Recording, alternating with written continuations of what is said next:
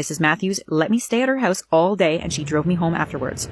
Those brownies were amazing, Mrs. Matthews, I said to her teary-eyed when she dropped me off at my house. You know, Annalise, you can always come over and I'll teach you how to bake anything you want, she said, pinching my cheek before turning to glare at my house.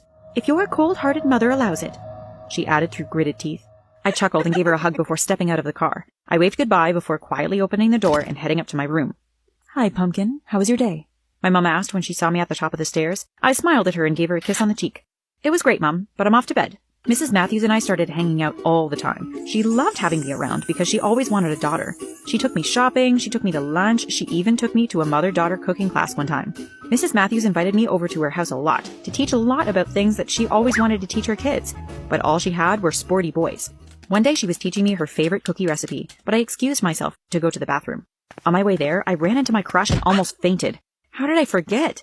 It was his house too. I was bound to run into him. Hey, he said with a puzzled look on his face. Do I know you? He asked. I explained that his mom was teaching me to make cookies, and he smiled, saying he was glad his mom found someone to teach. What's your name? I asked him, pretending I didn't have Mrs. Garrett Matthews scribbled all over my diary. He said the answer I already know, then asked for my name, to which I replied, Annalise. What he said next almost made me melt. Pretty name for a pretty girl.